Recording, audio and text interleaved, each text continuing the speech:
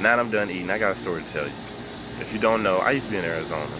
I was there for a year going to Collins College. Now, I live in St. Louis. There was no way I was going to drive my car all the way from St. Louis to Arizona. So there's a sacrifice that goes into that. When I got to Arizona, I had to ride the bus everywhere. To the mall, down the street, to my school, to home, everywhere. I got on the bus one day and sat down in my normal seat, which is like 3 aisles from the front. And right in front of me is a part where they put wheelchairs at for like elderly people and people that have like disabilities, crippled or whatever. So I sat down and there was this older guy that got on the bus right after me. The lady is supposed to strap him in and a chair. Well, this day, I guess she was in a rush. She didn't strap him in, she just strapped the chair in. She ran to the front of the bus and took off. I'm telling you, she took off like we was in the Fast and Furious or something. Like she hit nitrous or something, because we was going extra fast. We was zooming past cars. You didn't even hear them. Like if they was honking the horn, you would just hear, meow. She was going so fast. The lights were blur, and this was during the day. Then all of a sudden we was going up this hill, because we had to go up a hill to get to where my next stop is. And she was still going fast. And up the hill was oncoming traffic coming both ways. I just knew I was gonna die. I just knew it. I started praying. I'm not even at school yet. I want to graduate. Can I finish my year of school? And I was terrified for my life, everything. And she slammed on her brakes really hard.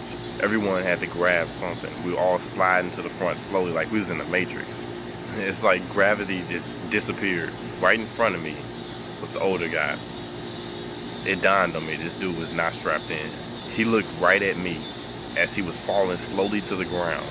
Yeah, I was not gonna help him, because if I'd have reached out and grabbed him, he'd have probably pulled me down to the ground and both of us knocked out. It's not gonna work, because somebody's gotta wake somebody up. In that situation, two heads wasn't better than one. So this guy falls out of his wheelchair and hits the ground hard. His back hit it, and then his head hit the ground. And he slid all the way to the front of the bus. I felt really bad.